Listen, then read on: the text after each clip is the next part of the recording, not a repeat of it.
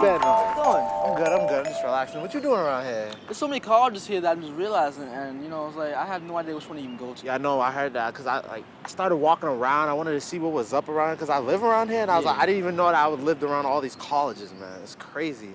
And it's like, since we're juniors, we're about to be seniors next year, I can't wait, get out of there, no more high school. I hear that. And it's like, I don't know where to start because some of my friends started talking about like colleges and majors, and they don't know if they want to stay in-state or out-state. So I was like, what? Yeah, and it's like my mom, she has no money for me to even go to college, so it's like a real struggle. I think that's what that FAFSA thing was for, man, but because you don't want to come out of college having a debt or something like that. So I was like, what's that? What about you? Yeah, my school is huge, so it's like I didn't even know where my guidance counselor is or where to find her to even get help on the situation. Oh, wow. So I see, I didn't even know we had to go to guidance counselor and things like that. See, man, I don't know. And then I'm just kind of stuck. I don't know how to go from square one.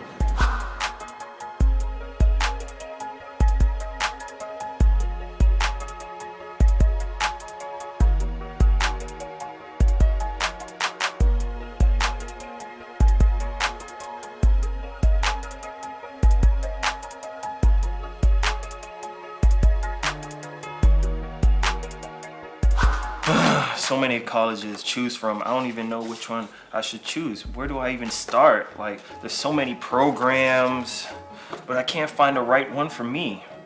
Like, really? Do I want to go to a 4-year college or even a 2-year? Is a 2-year even good enough? What is all this liberal arts stuff? I want to do something with sports management. I can't even find anything about sports management. Trying to find out which colleges actually had game design as a major was pretty tough because I wanted to do game design. A lot of colleges don't have that yet. It's a growing like class, I would say. I was focused on a lot of things when I was like trying to find the college that I want to go to. But the two colleges I'm trying to go to, I like both of them, but I'm gonna have to choose like between one of them. When I went to visit them, I was not really thinking about like the money or anything else. I was like mostly focused on like if I can really like see myself like staying in that place for like 4 years without having like my family, trying to make new friends and stuff. You have to figure out what school you want to go to, and you have to figure out what's best suits for you. So all the things like the programs you have to do involved in it. When choosing a school, there are different ways that you can see if it's the right fit. One is visiting a campus. You can do this by sitting in on info sessions, sitting in on a class of a course that might be your interest, interviewing different students that are on the campus, as well as going to open houses and overnights. This is a way to try on a school and see if it's the right fit for you. So I'm still sort of deciding what my academic interests are. How should I word that on the... Yeah, that's quite all right. I mean, you can write undecided, but if there are maybe 2 or 3 that you are interested in, it's okay to put them down. This is not a contract that says you have to do this in a year. Characteristics to consider when choosing a college include location. Where do you want to be, an urban area or a rural area?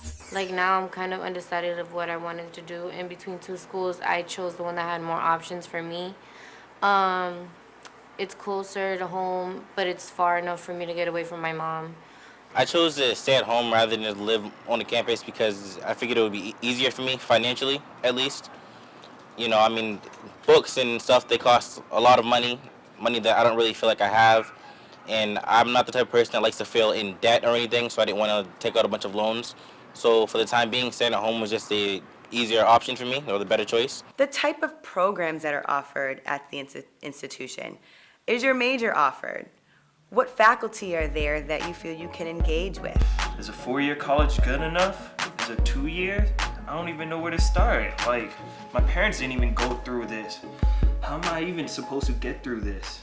Right now, I have 3 schools that I have in mind, and for me, it will be the 2-year school for me, because that one I can just work on, my first 2 years, and after that, I can figure out if I either want to go to work or go to a 4-year college that will help me in the future. I am happy that I made this decision to go to the 2-year college that I go now. I feel like I'm getting a good education because I can move up my grades much better than what I did in high school, and they can teach me a lot and like the experiences that I can go through here to try to go to a 4-year college, and with the grades I can just transfer out with the credits and the grades. In the long run, I found a school that gave me a lot of money and it has my major. I know I wanted to go to a school where I can afford it, but also it has all the courses that I like, so I can pursue my interests in the future. A third characteristic that is extremely important are the leadership opportunities. Are there opportunities for you to really engage in the community that share interests that you are involved in? Maybe you're a dancer and you want to join the dance club.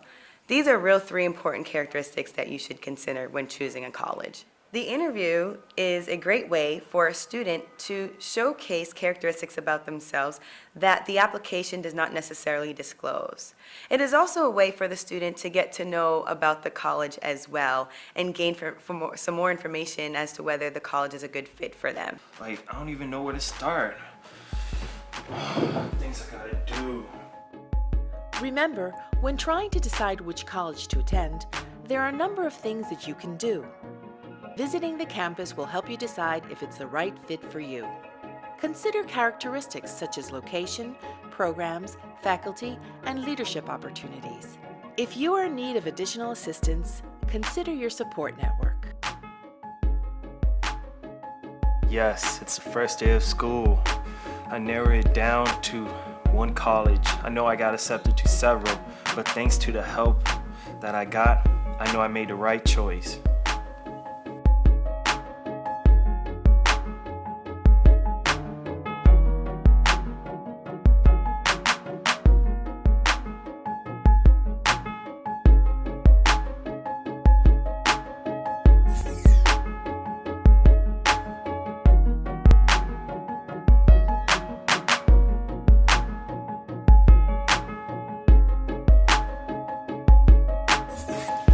Hey, Dad. Hey, how's your day? It's good. Yours? Mine was okay. I was just preparing some food for us to eat. I got my word letter. Yeah, so what they say on it? We have to pay $5,000. $5,000? How you gonna pay for that money back? You know that I cannot afford that kind of money. Everyone is eligible to apply for financial aid and complete their FAFSA. So even if you don't think that you'll necessarily be eligible for aid, you should definitely still complete your FAFSA if you and your family are in need of some support paying for college. And I thought you did the first part thing. I thought they was gonna pay for everything. Well, they pay for most of it, and they need us to get the $5,000. I don't know where I'm gonna get that kind of money from. You didn't receive like any scholarships or any grant or anything? I mean, I kind of don't understand how to read the word letter, so, I mean, I guess it did, but I don't understand it, so we can go talk to somebody about it. I believe that there's a lot of funds there to help kids enter college.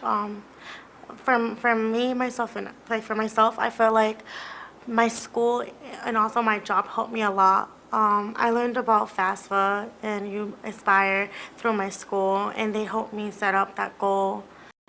The FAFSA is the free application for federal student aid, and when you're applying to college, many people worry about how much college is really going to cost them and their families.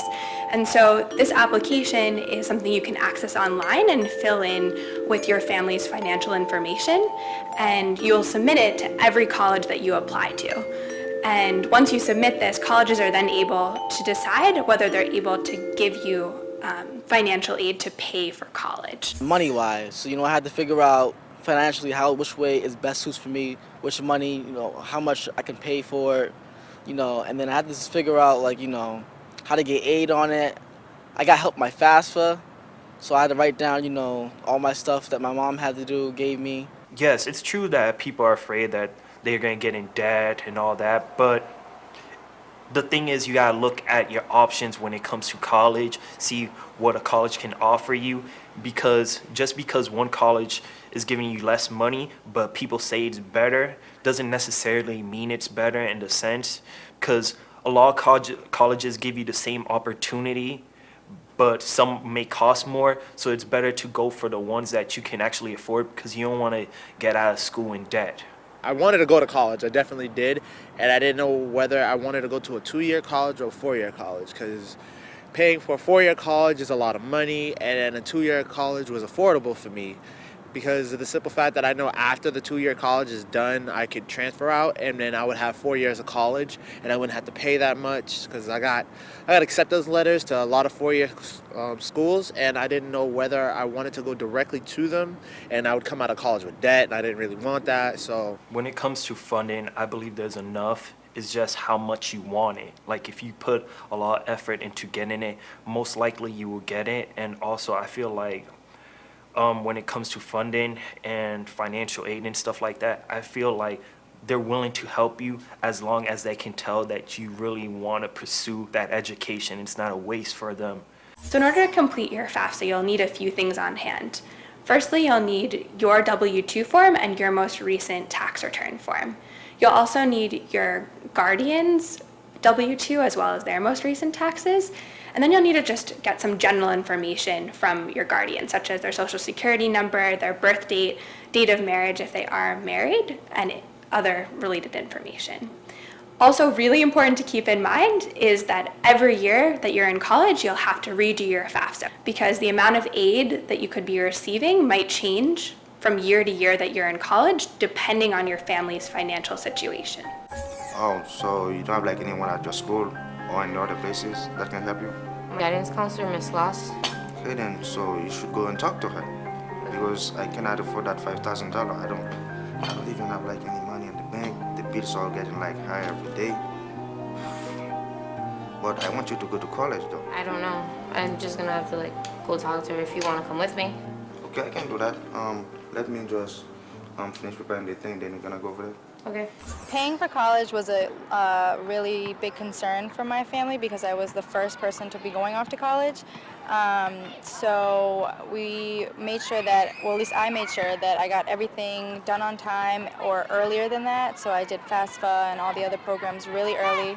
I met with my counselor and outside community programs, and I went to the college center at the local library to look up some different scholarship opportunities that were available for me.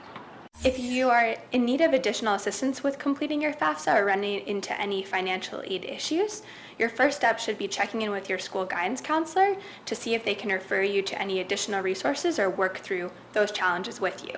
Particularly in Boston, there's 2 really helpful resources that you can access.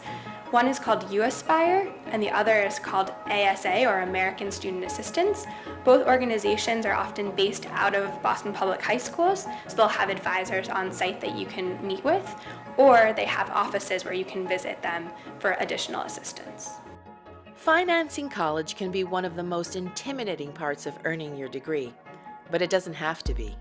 What is important is to identify your resources, ask questions, and start early to be sure you meet all your deadlines. Everybody is eligible for aid. The first step is to apply at fafsa.ed.gov. The application is free and quick, but you must apply early and renew each year. If you need additional assistance, consider your support network.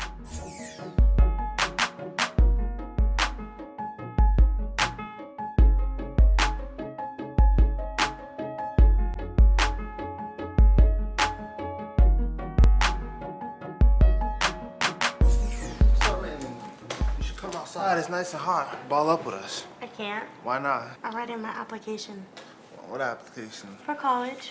You're not done with your application yet? No. Are you? Yeah, I've been finished with that. We just got it last week. No, it was mad easy.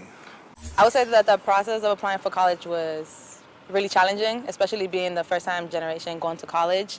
You didn't know what essay to write. You didn't know any challenges that were going to come your way. I didn't know what to write for my essay. I know that I wanted them to hear me through my essay, and I wanted them to feel, what I was feeling, especially me being the first time, going to college. It was very stressful because, first of all, I worked at Social Latina, and working there, they helped me out with the process. So I had to spend hours on that Common App. I had to do things like, essay, which I had no idea what to even write on the essay. So I had to get help from tutors and how to structure my essay so I can go to college. The basic parts of the Common Application consist of 4 components. The first being the application, second being the letters of recommendation, third, you have your essays, And then fourth are your extracurriculars and leadership. Like, I had friends that were with me, like, doing the whole process, and it was complicated and hard for us too, because as us being the first generation to go into college, we felt overwhelmed with all the work. Like, me and my friends, we used to be like, oh, we want to get to college, we want to get accepted together, and it's just like during the whole process of, you know, people getting letters back and we opening it together, it's just like, no, you didn't get accepted. No, you didn't get accepted. The application itself consists of obtaining information about your personal information, your family history, as well as current courses that you may be taking. The letters of recommendation should come from a guidance counselor as well as a teacher. Who are your people for letter of recommendation? My boy Joe, he finished that letter of recommendation mad quick. You need more than one person, and it has to be a teacher or a boss or something. It can't be a person like a friend or a family member. Oh, well, they get what they get. The third component to the common application, you have your essay. The essay has two different components. There's a short answer and there is a long answer. This is an opportunity for students to really show their writing ability as well as display their character to the admission counselors. And I still need to write my essay. Which one? The A personal essay. Yeah, I did that. I did like 1-2 paragraphs and a half and sent it in. Dude, it was supposed to be a whole page. Oh. It was supposed to be 300 to 500 words. 300 to 500 words. Yeah. Oh. And it's a smart idea to have at least someone rewrite it. I mean, like, look over it for you at the writing center, so you can check errors on it. Oh, I only did Microsoft Word and I spell checked it. That was about it. And you sent it out already? Yeah, I've been sent that in. No, I'm gonna take my time and do it. I can't play today. All right, then I'll catch you later. Okay, bye. Lastly is the extracurricular section. This is a great opportunity for students to share their resume, different opportunities that they were engaged in while they were in high school, showcase their leadership and involvement. And this can be leadership within the classroom or within their high school, as well as outside of their high school community, but within their, the Boston community, let's say. So now after all that, now I'm just waiting for, my acceptance letters. And I have to wait for, after I get my acceptance, I have to figure out which schools I have to go to. And I have to read, the award letters that I really need to go, and to help me out to figure out what school best suits for you. After getting rejected a couple of times from the college that I applied to, getting a congratulations letter actually felt good, because I was scared. I didn't know if I was going to make it to college, if I had to keep applying. I didn't know why I was getting the rejection letters. I didn't know if it was because my GPA or what it was, or my essay wasn't good enough. But once I did get a letter of me getting accepted, it felt good. When applying to colleges, there are numerous resources that a student can take advantage of. One of which is your teachers and your community advocates as well. Anyone that has been through the college process is someone a student should tap into, especially when it comes to reviewing your essay. That way they can proofread it for you. They can tell you if the content is appropriate. They can also sit down and go through all of the components of the application to just make sure your spelling is correct, your grammar is correct, and make sure you are showcasing yourself in the best possible light. Don't lose hope. There's plenty of colleges out there. You will get accepted to one. Just because you don't get accepted to the one that you want doesn't mean that you're not gonna get accepted to a school. Just keep going at it. Keep trying your hardest. Keep writing them essays if you gotta keep writing essays after essay. Just don't give up. The process of applying to college can be overwhelming. It's important to begin early and seek assistance when needed. Many colleges use the Common Application. To apply online, visit commonapp.org. You will need basic information, including standardized test scores such as ACT, SAT, or TOEFL. For the letter of recommendation, you will need one from a guidance counselor and one from a teacher. The personal essay is often the best opportunity for your voice and personality to come through. Be sure and meet all length and format requirements. The final component is supplemental and can include an additional essay or your extracurricular activities.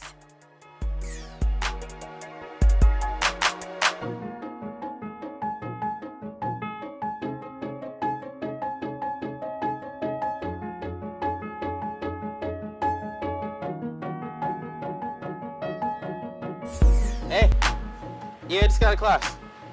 What's going on? Oh, no, we didn't go over much, in class today. We got our papers back. Of course, I had an A, of course. I haven't looked at it yet, but I'm sure I had an A. I mean, I always do. I'll check now, as a matter of fact. Let's see. Try not to be too jealous. Okay, it says I have a D. Yeah, me, a D. I don't get Ds. I've never had a D in my life.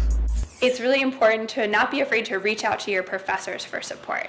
Especially when you're adjusting academically, that can be a big jump. A lot of times your high school academic experience can be really different from what it's like in college academically. Yeah, me, a D. I don't get Ds. I've never had a D in my life. The lowest grade I've ever had in my life was a B+, and I contested that. One of the resources that I would reach out to would be definitely the teacher. No one can help you best but your teacher. I feel like in order for you to succeed in college is to become friends with your teacher and just give them an understanding if you don't know the materials and ask a lot of questions. The way I would fix my concern is by time management in order to prepare myself and to know when to do certain things, and that will help me get through everything. I remember thinking about college and, having this idea that it was going to be super diverse and I was going to be able to, do tons of programs and tons of different extracurricular activities, meet tons of people. I gotta go. I gotta call my professor and get this straightened out. Damn, a D. That doesn't make any sense. So some resources that you could reach out to reach your challenges would be, I would say, everyone. There's, from a person earlier said, students to teachers, professors, advisors, guidance counselors. Everybody can help you in some type of way as long as you ask for it. Your professors have worked with many freshmen who've come before you. Don't be afraid to stay after class and meet with them, or come before class and ask them questions. Use their office hours, so professors will often say, I'll be in my office at this time on this day, and I'll be happy to meet with you. So really take advantage of that, because teachers can become a lot more than just someone in the classroom, but also a lifelong mentor who can help guide you on your path to a career and just also be a great support system. Kenneth, hey, thanks for coming in. I really appreciate you making the time to come in, Yep. So what are your thoughts? I don't understand. I've never had a D in my entire life. The lowest score I've ever had on any paper has been maybe a B+. That's in high school and coming to college, it's a different standard, and you don't want to just get the minimum. You want to go above and beyond. If it just says 5 sentences, you put 5 sentences. Yeah, that's average. But if you want to be great, you want to be excellent. You got to go above and beyond. And I think other things. There's some resources out there on campus that you can go to. There's a writing center and a resource center. They'll help you out. So if you turn this in on time, you can turn it in earlier. They can go through it with you, give you feedback, and then you can make the changes and turn it in. It'll totally improve your grade. Oftentimes, students who are new to a college campus might experience culture shock. So, meaning the place where you're coming from is very different from the college environment that you're faced with. Coming in with this idea that it was going to be great, I was going to have, all this independence and be on my own, it was the complete opposite. I did enjoy in the beginning being on my own. And I did, enjoy meeting new people. However, it was the same kind of people that I met. I didn't really meet a diverse group of people. Whether it's because you're a student of color on a predominantly white campus, or you're a low-income student, or you're from a rural area and now you're going to an urban campus. I feel going into a new atmosphere in a new college, there's going to be a lot of different races. Even if I'm Spanish or Latina, I don't feel like I'll have a problem with that, because there'll be other Spanish people that will be there. Not only that, there'll be other cultures that I can learn from. I did miss being away from home, and I think it was because, I was surrounded by all the same kind of person. I wasn't, I was used to being, in the city with a large, diverse group of people. And then, so being there made me miss home. I missed my family. But all of those are challenges that many people are faced with, and there are resources on campus, such as counseling centers to reach out to. Most college campuses have free counseling services, as well as something called an inclusion center, where you can meet with an advisor and just discuss these feelings that you're experiencing and meet other students who are facing those same experiences. Right. There's also tutoring centers on campus as well. So I usually need a tutor. well, that's okay, and so now you can see put yourself in the other people's shoes now. Like there's nothing wrong with it. Everybody needs help in different areas. So this is a great opportunity to take advantage of the other resources that are here available. And lastly, like if there's I have a couple students in the class that are doing really well. So if you want to work one-on-one, it might be easier to do that. I can put you in touch with another student. Adjusting to life as a first-year student can come with some challenges. If the curriculum is more academically rigorous, talk to your professors for advice on how to succeed and utilize your resources such as the writing or tutoring centers. You may experience some initial culture shock. Visit the inclusion centers or reach out to other students or advisors for connections. To make the transition easier, take advantage of your resources on campus. Stop by your professor's office hours, visit the tutoring or writing centers, or reach out to other students through the Campus Inclusion Center. How you been? Yeah, I've been great, man. Man, it's been a whole entire year now, so how's college treating you? I'm in 2-year college now, and it's great for me because it's affordable and it's easy to get there. Yeah, I hear what you're saying. Me, it's I gotta get used to the dorm life and the professors and the grades, cause it's just like and then we're trying to make friends as well, so it's like I don't know, man. So you'll come through though. It's been a while since I've seen you. I'm bored, just getting in there and stuff. So come through, man. Yeah, I will. All right, man. Good luck, man. Yeah, I'll see you later, man. All right. Yeah.